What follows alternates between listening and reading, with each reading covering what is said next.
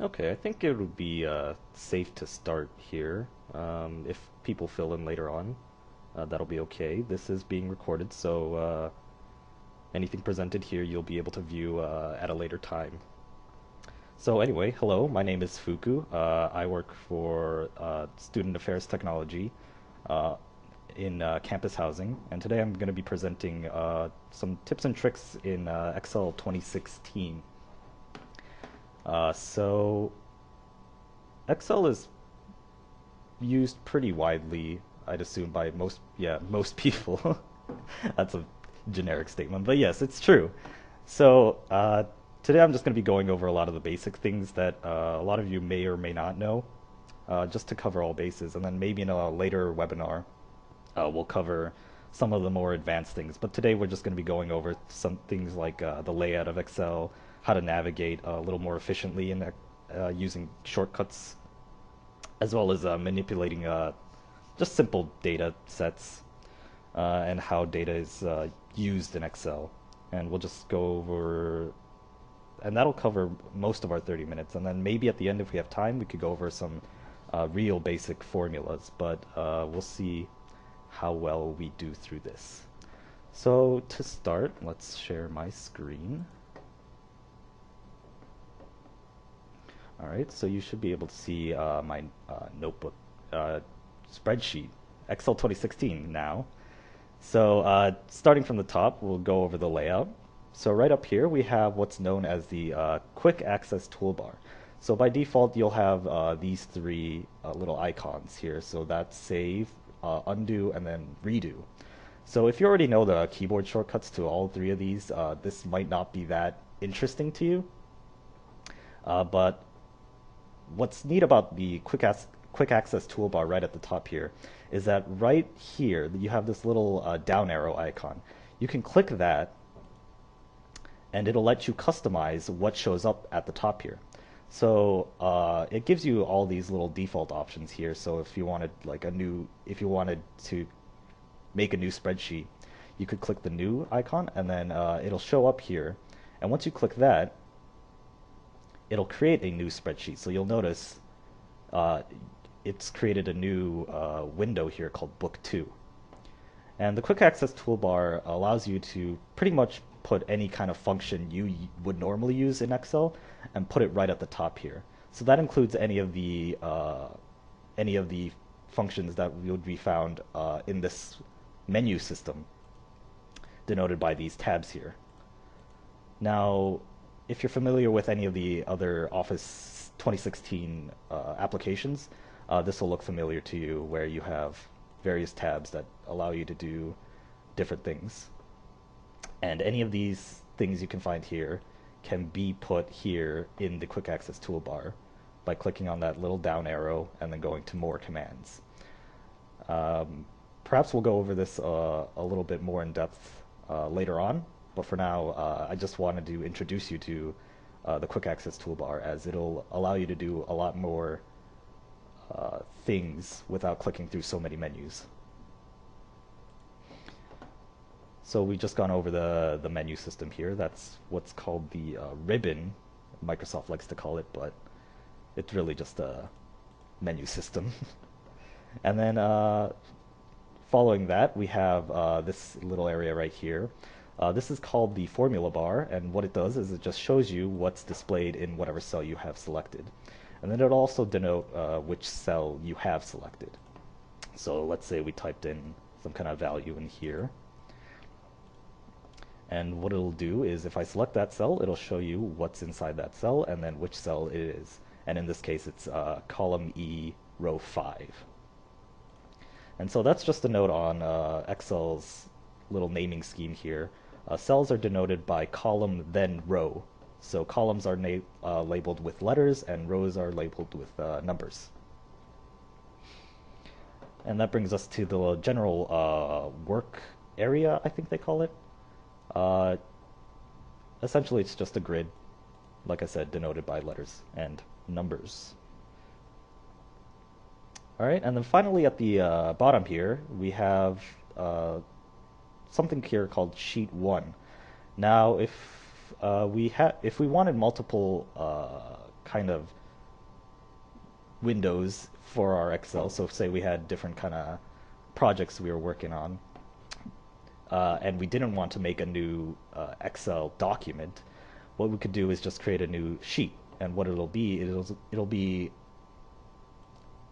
nearly identical. It'll be a nearly identical workspace, but it just would be in a different tab. So anything I would type in here does not transfer over to here, as it is a new worksheet.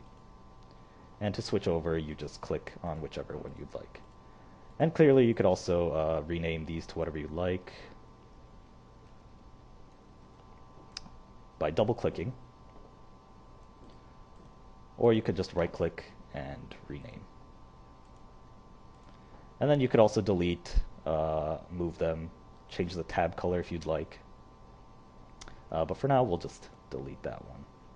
And then just a note here, Excel will let you know if you're about to delete a sheet that contains some data. So in the case that you accidentally click delete for a specific sheet and it has some data in it, Excel will warn you, which is kind of nice.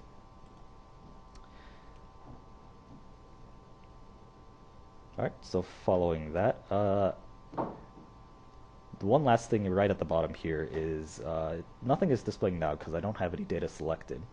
But if I were to type in some data right here, and I were to highlight it, you'll notice some values come up here, right at the bottom. So right here we have the average, 2.5, count is 4, and the sum is 10. So what that refers to is the data that I've selected. And so this is what's called the status bar. And here, it'll just give you some quick info on the data you selected. So right now I have selected 1, 2, 3, 4. And it'll calculate the average, which is 2.5. Now count refers to the number of values that are selected. So that doesn't mean the number of cells you've selected. That's different. So say if I were to select more than just those 4 cells, the count is still 4, because only 4 of these cells have values in them. And finally, sum is self-explanatory. It just sums all the values in there. And it works a little differently if you're working with other kinds of data, but we will go over that a little later. So that's just a neat feature if you really need to know some quick information, like how many email addresses have I highlighted, or what's the total of all these prices, things like that. It will come in handy right at the bottom here. And then finally we have our zoom in and zoom out. If you wanted to see more of the spreadsheet or a little less of the spreadsheet, obviously you could do that from this little bar here. But the keyboard shortcut, not quite a keyboard shortcut, is just holding down the control key and using the scroll wheel on your mouse. So scrolling down, holding down control, zooms out, scrolling up, holding down control, zooms in. So we'll just set that back to the default. All right, so moving on to navigation, it's pretty straightforward. If you want to select a cell on the spreadsheet, you'll just normally click it. But if you want to get a little more precise, you are able to use the arrow keys to move around. So hitting down would move you down, right, likewise, up, down, left, right. So when it comes to Excel, it's a very good idea to get familiar with navigating the spreadsheet using the arrow keys, as there are very quick ways to navigate really large spreadsheets with arrow keys, as I'll show you a little later.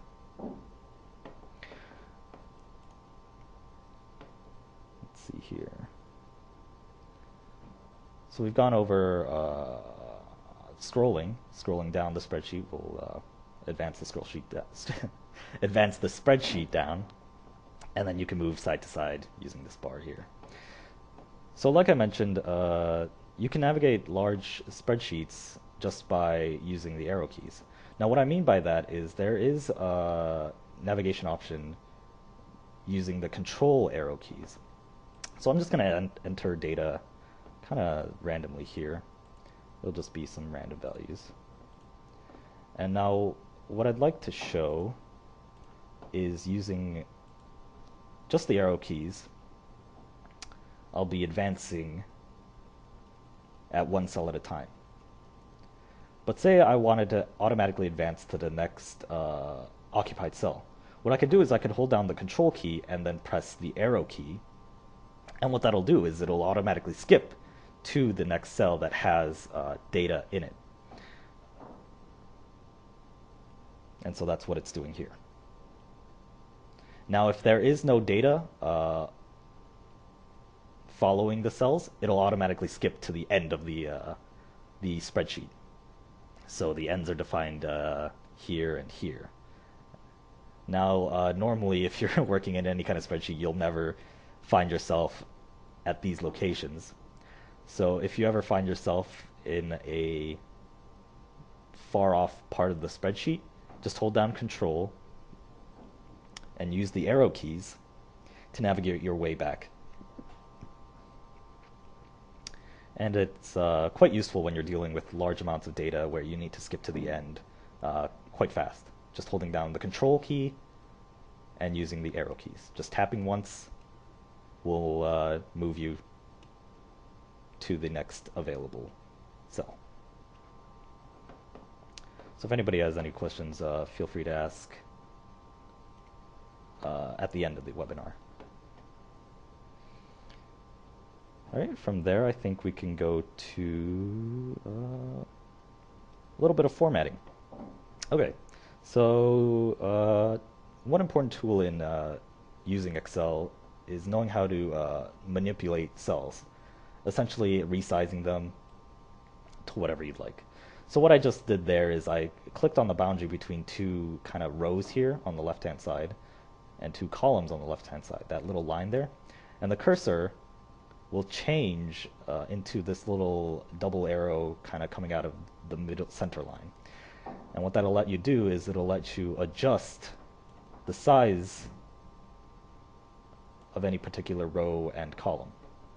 So what I've just done there is I've adjusted the column size for column A here and the row height for row 1 here.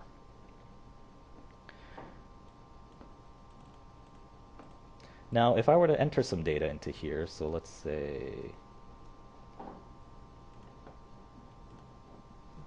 it doesn't quite matter what we put in here.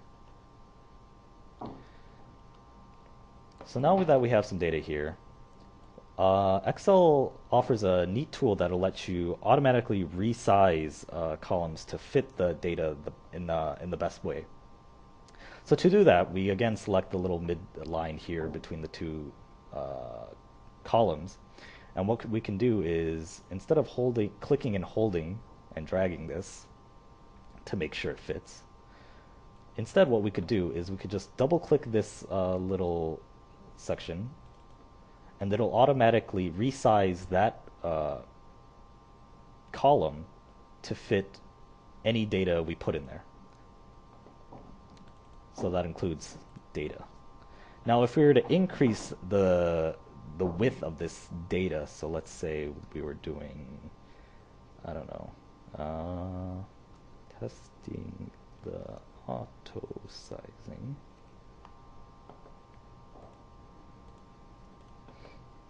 Now it doesn't fit in that column. So what we could do is double click again, and it'll automatically resize to fit that text. Now this works the same way with the rows. Double click and it'll auto size just to fit the data. So it's quite a useful tool. And then there's a little more advanced version of this where you can actually highlight several rows or columns, double click, and it'll resize all the ones that you've highlighted. Now if there's no data in it, it won't do anything to it. Again, you could do the same thing with rows as well. It'll perform the same. And now that highlighting trick that we just used to use for auto sizing will also work if you're using the manual sizing.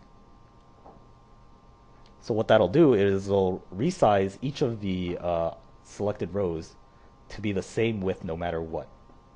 So all these highlighted ones will be the same width no matter what, including the one that has the most data.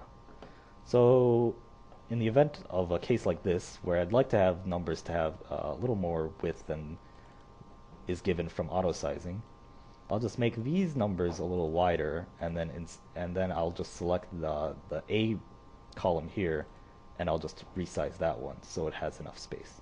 And these ones I can just edit freely.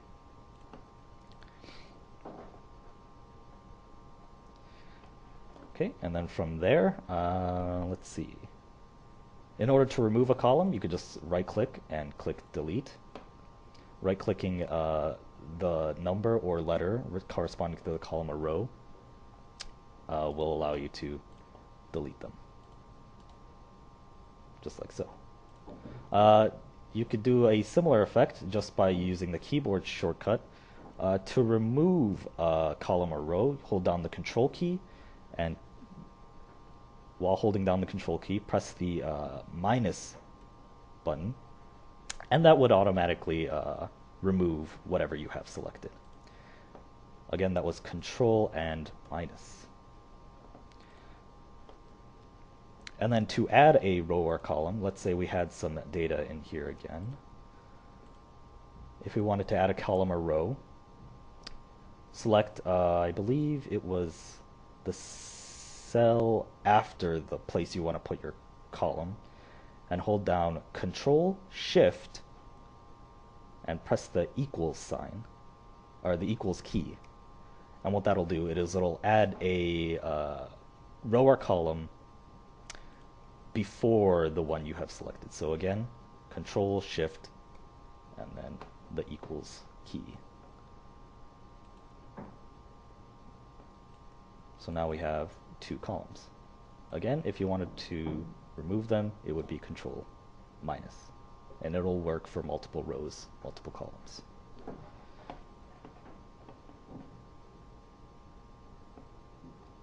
Okay, so moving on from there, I guess we could go into some sorting and filtering. So sorting and filtering can be found in the Data tab, right under Sort here and then Filter here.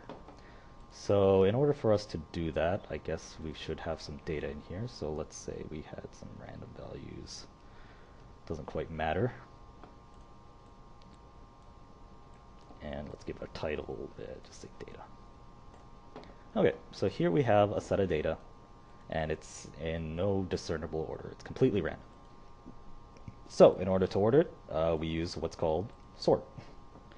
So selecting just the top there, I don't think it matters where you select, but normally I'd like to select it at the top of whatever data set I'm working with. And we go to kind of like an easy sort here. We'll just click here, and what it's done is it's automatically sorted everything here using a little bit of a quick sort. So what I just clicked here was this A to Z, sort A to Z. So what it'll do is sort from lowest to highest, which is exactly what it has done. Now if I wanted to do the opposite, I'll just click this one as well. Now one neat thing to note here is these are normally only available in the Data tab. Generally speaking, you'll probably be spending most of your time in Home tab. So in order to get access to these little settings quicker is by using what I've mentioned before, the quick access toolbar right at the top here. And you'll notice here, just in this little quick menu, you'll see these two options, sort ascending, sort descending. And these function identically to these little icons that are shown in the Data tab. So they will automatically sort just like they do in here. Okay. And then so that's sorting. And then filtering is another useful tool. So if we click Filter, you'll notice there's something a little bit different about our little Data tab here. So what it's done is it's changed it so that it has a little drop-down menu. Clicking this will give us a little filter kind of menu. And right at the bottom here, it'll show us all the different kinds of values that we have here. So we have numbers 1, through 6. Now let's say I only wanted to see the ones with number, what if I only wanted to see the number 1? So I'll unselect select all and only click the 1. Now if I wanted to see other values, let's say I also wanted to see 6, I can do that. And so now it'll only show me values 1 and 6. And it'll hide all the other values that don't match with 1 and 6. And that's filtering. So if you wanted to see all of them again, click select all, and it'll show you all the items. Now this will work if you have multiple columns of data. You'll just have to expand the data set, but maybe we will explore that in a future webinar. Let's see, moving on from there, we have some little more formatting stuff. So back at the home page, you'll notice we have some color filled options here. So if you select a cell and hit that little bucket there, it'll automatically color to whatever color you have it set at. You could change the color just by clicking the little drop down arrow to the right of the bucket and change the color to whatever you like. Again, it's pretty self-explanatory. Now, filling manually is kind of a drag. So what I like to do instead is, if I have some kind of data like this and I'd like to visualize it real quick, I'll use what's called conditional formatting. So again, it's back at the Home tab, but to the right, here we have something called conditional formatting. And it'll offer a bunch of little default kind of options here. And for data like just numbers, where I have them going from ascending to descending, it's easy to see that just by using color scales. So clicking on color scales, let's see. Let's say green is not so good, and the higher numbers is more better. So this is a conditional formatting type called color scales, and what it will do it'll color the data based on the value, essentially. So it'll look at the data set, it will know that 6 is the highest number and 1 is the lowest number. And based on that, it'll color kind of like a gradient. So the higher the number is, the closer it is to the color green. And if we were to change the data so that we had like 10 at the top, it'll adjust accordingly, so that now you'll notice that 2 is a little more yellow here. And if we change some of these values to like so, you'll notice it'll change those colors accordingly. And we could again sort, and it'll show us this nice little gradient here. So there's a lot more you could do with conditional formatting, but again, it's a little outside of the scope of this webinar. All right, now finally moving on to data. So up to this point, we've dealt with how we manipulate data that we already have in our spreadsheet. So from here on, I think we'll go over how entering data in Excel kind of works. So I've just gone and deleted that. Let's see here. So I've been doing kind of like these movements where clicking the cells are pretty simple, and then clicking and dragging selects multiple cells. Those are pretty self-explanatory.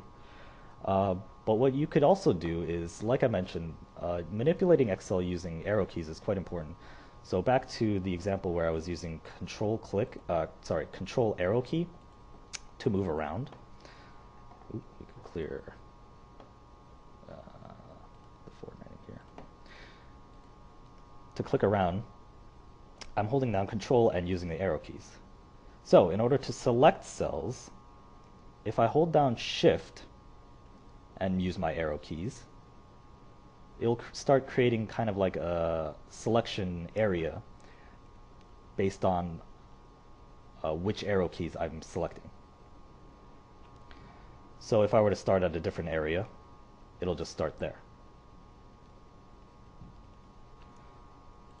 So this can be used in conjunction with the Control arrow keys that I mentioned earlier, where if I start here, I hold down Control and I hold down Shift and I use an arrow key, it'll select everything up to the point where I have this 1 here. And then if I do Control Shift, holding those two down, and then use the down key, it'll automatically go down to this 1 here. And now what it's done is it's selected this entire area where I have everything from here to there selected and everything from up there down there is selected. And this is useful for selecting large amounts of data instead of just dragging and clicking all the way down to wherever you need to go. This is a much faster and more efficient way of selecting data that's in just a long column. So say I had some data all the way down here, and instead of clicking and dragging all the way to get all the way down there, instead what I could do is hold down Control, hold down Shift, press the down arrow until I have all the data I'd like selected, just like so.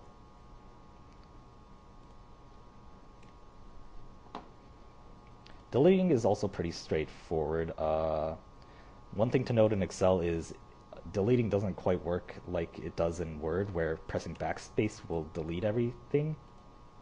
That's not always necessarily true, as in the case here.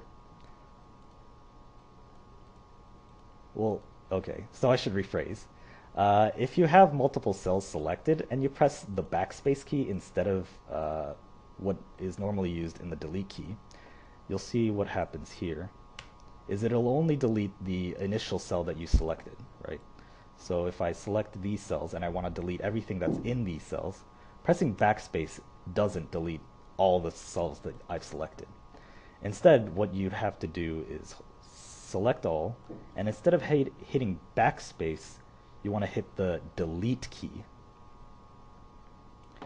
And that will clear any cells that you have selected. So just to reiterate, backspace will only clear that initial cell you've selected, right at the top left in this case. Delete will allow you to delete all selected cells of their contents.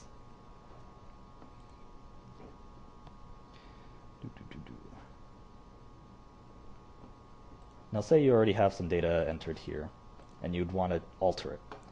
What you could do is if you start typing over this without doing anything, so if you just selected the cell and start typing, it'll automatically clear what was ever in there and it'll just replace it with whatever you just typed. Now if you wanted to edit what's in there, what you'll need to do is double click the cell and it'll let you edit whatever value you have in there instead of clearing it like it does when you don't double click. So again, double click to edit whatever is in that cell.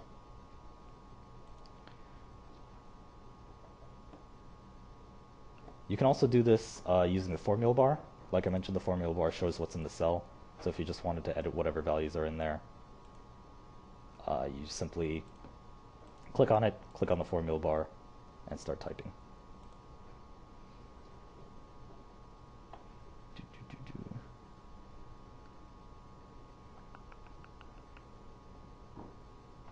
Okay, so now that we're done with entering the data, looks like we are at 10:30. So technically this webinar was supposed to only go to 30 minutes.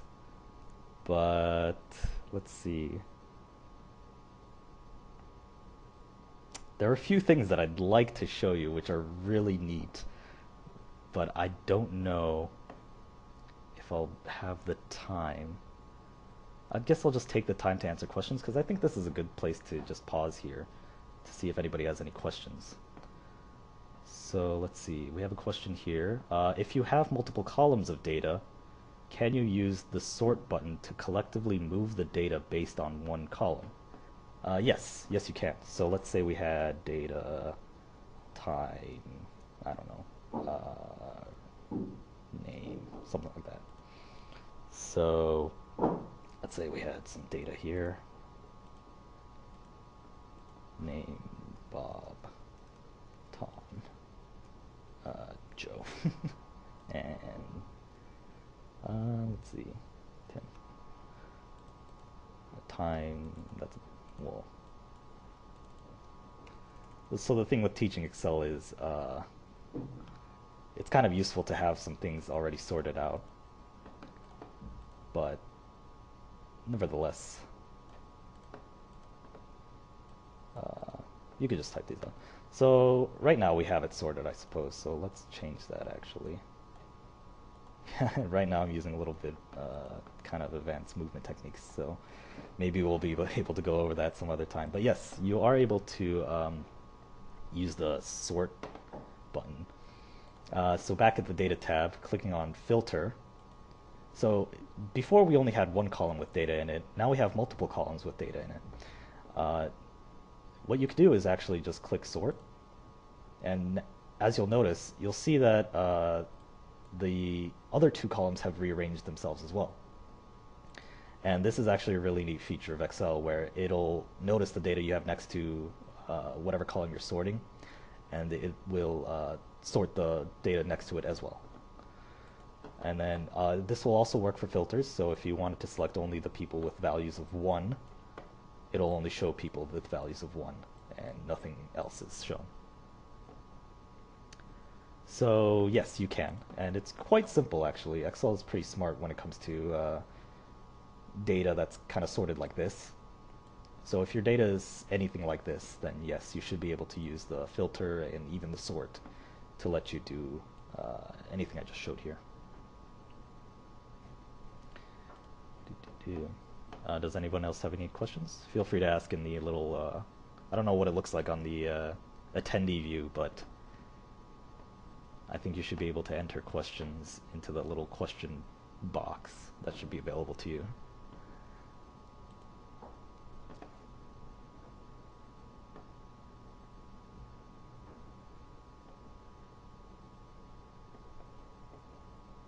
So when I did make that filter though, I had the top left corner of this little data set selected. I think it'll work if you have anywhere of that data area selected. So right now I have the bottom right selected. Clicking filter again, it'll just pull up the same thing I had before. And if I wanted to remove it, I could just unclick that filter button and it'll go away.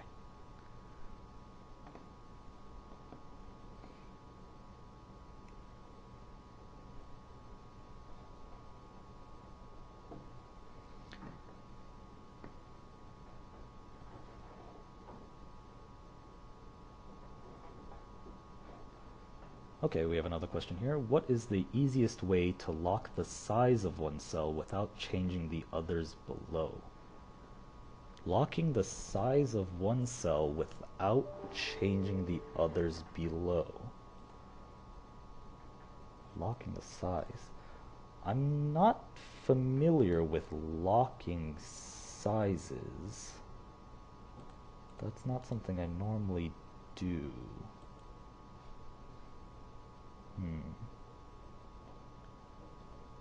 I assume it's like if you had a top row that you wanted to hold the cells, hold the size, right?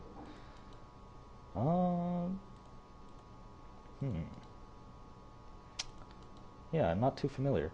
There is a option to set a specific height based on, I believe it's pixels. So if you have like a certain value you want your cells to hold, certain height you want your cells to be at, you could type the value in manually and it'll automatically resize it. So if you could keep in mind whatever number value you'd like your row or column to be set, you can just right click the row or column and adjust it according to a value, just like so.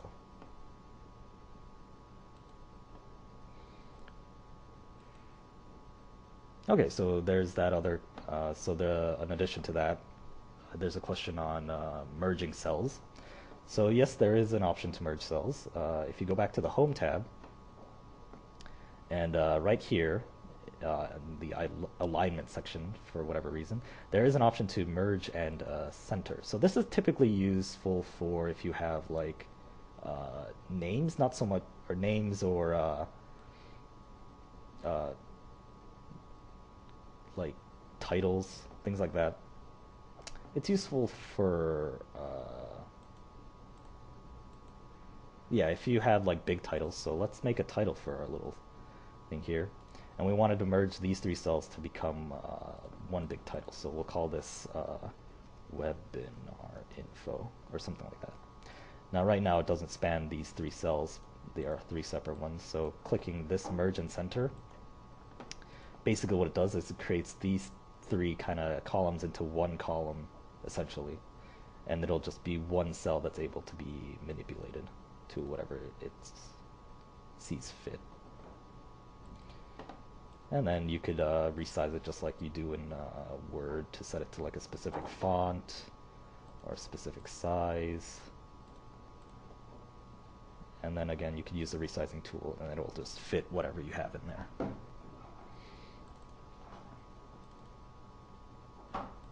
Just like so.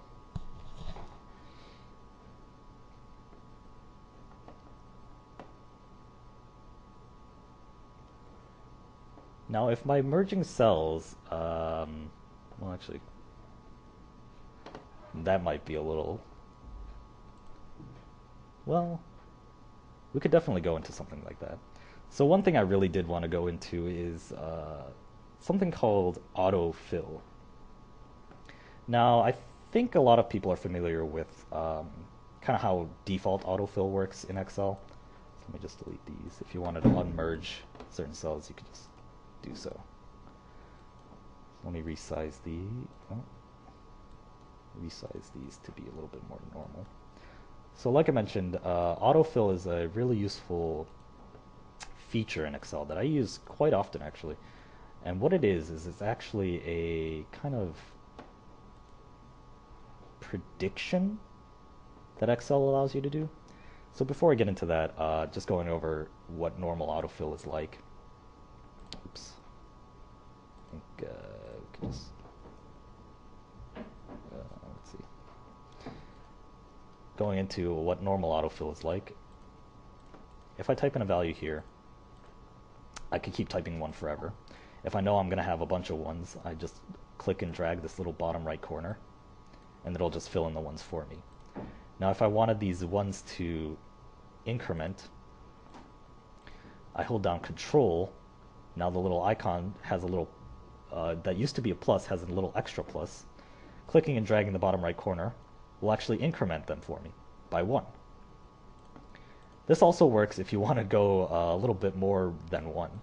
Instead, let's say I want to go 2 every time. I can highlight these two. Excel will know what I'm trying to do, and it'll increment each value by 2. And this will work for any number of increments. So let's say, well, that was a bit of a mistake, but again, now it increments by 5. And there's a whole number of things that Excel knows what you're talking about, including dates and times, but that goes into data formats, and maybe we won't have too much time for that. But one thing that I just wanted to mention is, let's say we had a list of names. Let's say we had Tom, Joe again.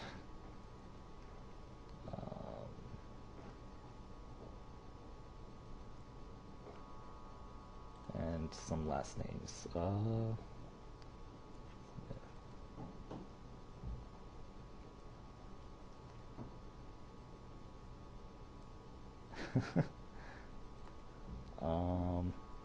Coming up with names on the top of my head is kind of difficult.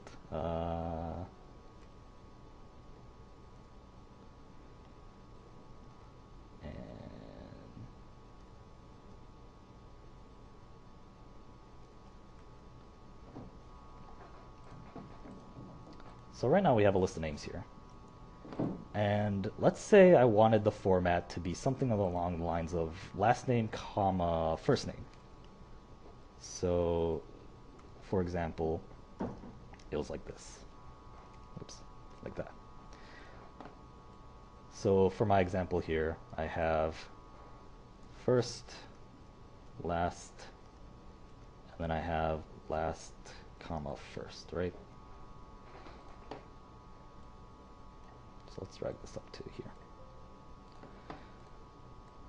So I have the first name, last name, and then last comma first. So let's say I wanted all these names to be arranged in this kind of fashion right here. Now what I could do is I could just manually type them all. If I hadn't known about, I could manually type them all, but instead what I'd like to show you is something called flash fill. So I believe flash fill can be found, found where? Normally I would use a shortcut, but yes, it's found in the data tab. Flash fill right here next to these little other options. Now clicking this, what you notice is Excel has automatically done everything for me. So I have the last name, Smith, Tom, I've done that one, but Klein, Joe, Swan, Brad. And just like that, it's done all the work for me into formatting it, including the comma and everything. So that was a feature called flash fill. I don't quite remember when Excel added that feature, but it's quite useful when you have kind of like these sets of data where you'd like to know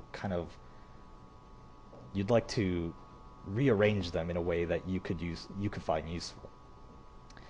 So we've gone from these separate first and last names, but let's say we didn't have that. So we could and we were given this list where it's organized in such an odd way where you have the last name, comma, the first name, but you'd like to separate the first names and the last names from each other. So in that case, let's try this out. So we'll have the first names, and we'll have the last names here. And so the way flash fill works is that it needs an example first of what you'd like to do, and then from there it'll learn what it'll essentially do what it'll learn from what you did, and it'll do what you wanted it to do for the most part. There are certain limitations to it, but for this example and examples like these, it knows very well. And yeah, so again, if we wanted just the first names, give it an example. Tom is the first name from that one. And then from here, clicking on flash fill, it'll take only the first names from all these names. And this will work for the same thing. All these last names, type that in, click flash fill, now we only have the last names here. So if we have data that's consolidated in such a way, and we only wanted to get, say, the first names or the last names, you could do that using flash fill. And this will work for any number of rows you have. So if I had names going all the way down to the bottom, it'll fill them all the way to the bottom. I guess another example would be email addresses. So in the case of UIC, we have, or in the case of the University of Illinois, we have net IDs and email addresses attached to those net IDs. But say you only had a list of net IDs and you'd like to turn those into email addresses. So I'll just use my net ID 2.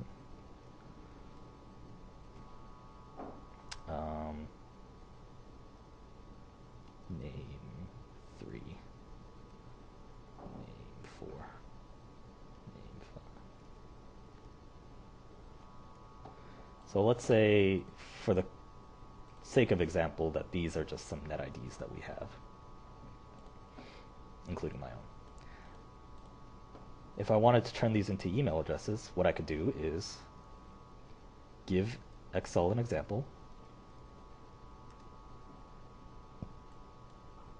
and then, using flash fill again in data, it'll automatically turn these names into UIC emails. And then again, this works vice versa. So if I had these email addresses and I just wanted the net IDs, give Excel an example. I just want the net ID, click flash fill, and there we go. We just have the net IDs without @uic.edu. So there's quite a number of uses for flash fill, and it's not limited to just kind of delimiting these names and email addresses. There's quite a number of things you can do with it. But again, this is probably the neatest feature I've learned about Excel since a long time ago. Doesn't the row labels count as an example? Actually, yes, they do. They actually do. So if I were to rename this anything else, it wouldn't work. But using flash fill, if you'll notice, it does count it as an example. It's just good to have another row in case flash fill doesn't learn from that one. So if these were named anything else, like I mentioned, like if I call this first name, it kind of gets what you're trying to do. It'll get the example, but it'll add name after it because I've added name after first, right? So it'll add name after everyone. So like I said, there are limitations to flash fill. There are certain rules you'd have to abide by. But yes, it will learn from that first example. So if I typed in first name, I think if I just typed in Tom now and used flash fill, it won't add name. So it's more of a safety precaution in case you just didn't notice that you named the title a little differently. But yes, it will take the first row as an example as well. So does anybody have any questions on flash fill? I know it's that was only a couple examples, but there are plenty more examples that I haven't sorted out that I'd like to show, but probably in a later seminar.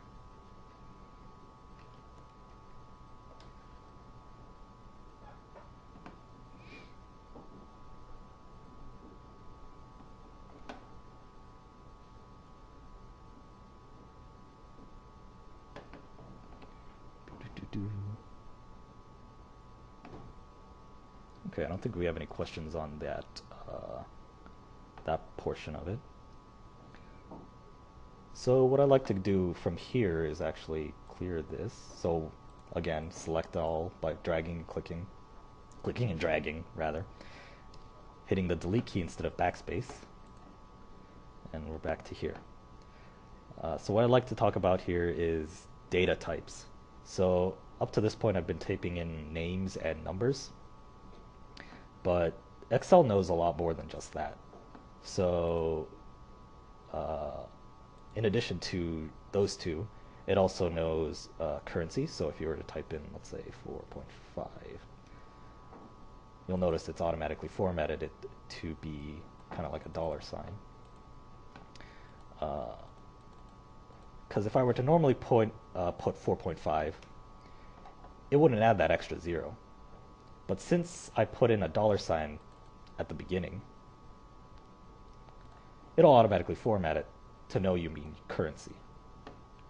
This also works with time. So let's say we're talking about 1:55, and let's say PM.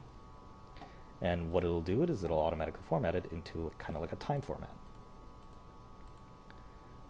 And now one interesting thing about dates and times is that I've shown kind of the autofill feature by clicking and dragging the bottom right corner. And that also works for times as well.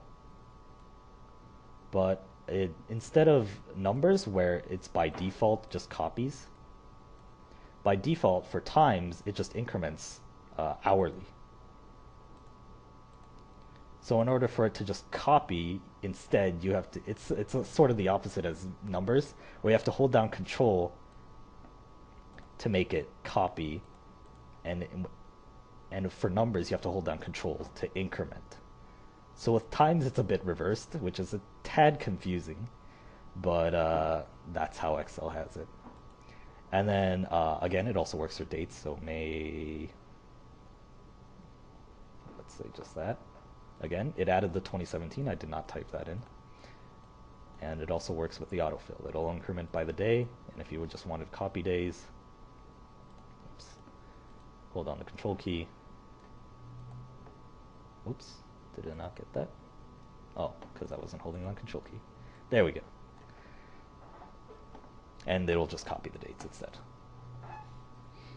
So these are examples of different kind of data formats Excel supports.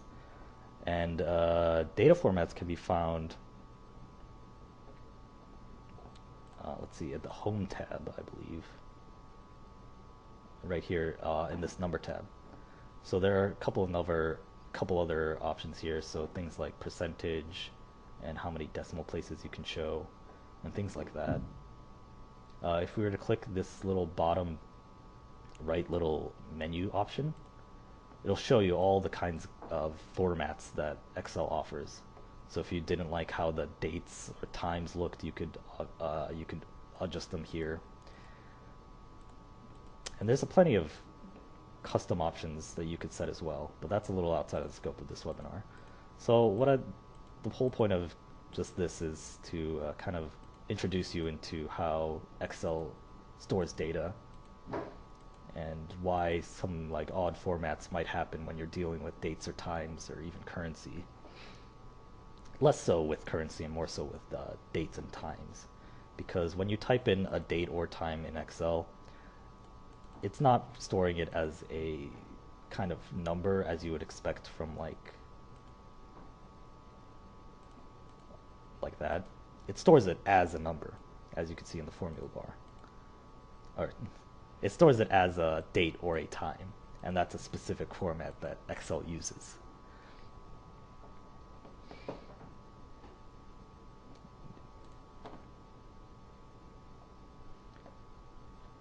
Okay, so does anybody have any questions on any of that?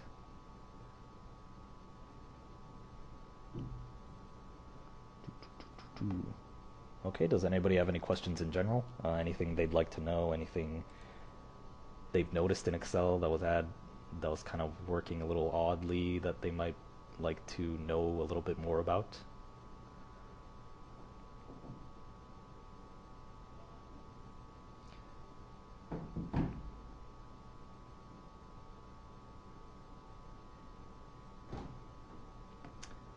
If not, if not, then I'd be comfortable ending it here.